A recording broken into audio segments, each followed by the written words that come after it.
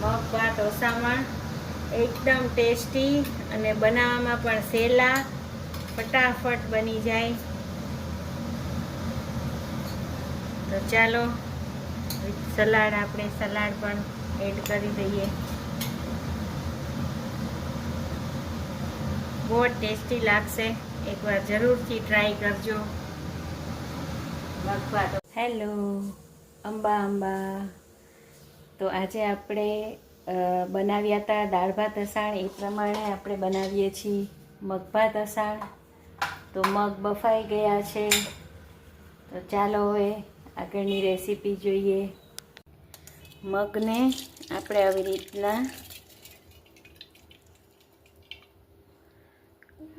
કરી લઈશું, એટલે મગ અને પાણી ઓસામણ જે છે એ અલગ થઈ જાય. તેલ થઈ ગયું છે, તો આપણે રાઈ, જીરું, આખા મરચાં એડ કરી દઈશું અને લીમડો. આ એકદમ પૌષ્ટિક છે, પ્રોટીનથી ભરપૂર છે. તમે મગભાત અસાણ ખાશો એકવાર, એકદમ ટેસ્ટી લાગશે. એકવાર જરૂરથી ટ્રાય કરજો. હવે વઘાર થઈ જાય એટલે હિંગ ચપટી એડ કરી અને આપણે વઘારને ઓસામણમાં એડ કરશું.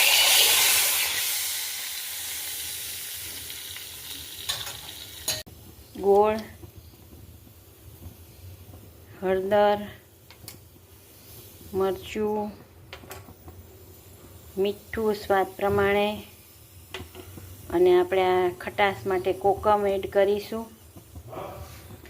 લીલા મરચાં, આપણે આદું એડ કરી દઈએ. હવે આપણે મગ જે છે મગનો વઘાર કરશું. ઓલું ઓસામણ થઈ ગયું, હવે ઓસામણ ઉકળે ત્યાં આપણે મગનો. તો હવે એમાંય તેલ થઈ ગયું છે અને આપણે રાઈ, જીરું, આખા મરચાં અને લીમડો એડ કરીશું.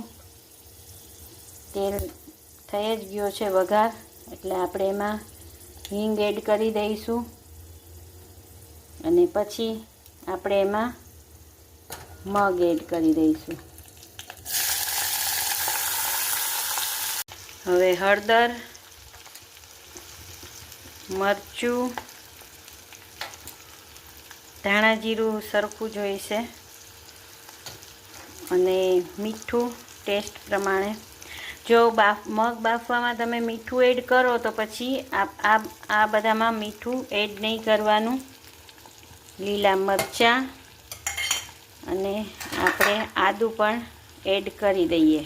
હવે આપણે ઓસામણમાં તો ગળપણ એડ કર્યું જ છે, એટલે આમાં ગળપણ એડ કરવાની જરૂરત નથી. છતાંય તમને જો ઈચ્છા હોય તો તમે ખાંડ એડ કરી શકશો. ગોળ આમાં ઓગળે નહીં, એટલે ગોળ આપણે ન એડ કરીએ. તો આપણા મગ અને ઓસામણ રેડી છે. તો ચાલો તમારે શું જમવાનું છે, જમવાની તૈયારી કરો, હું પણ કરી લઉં.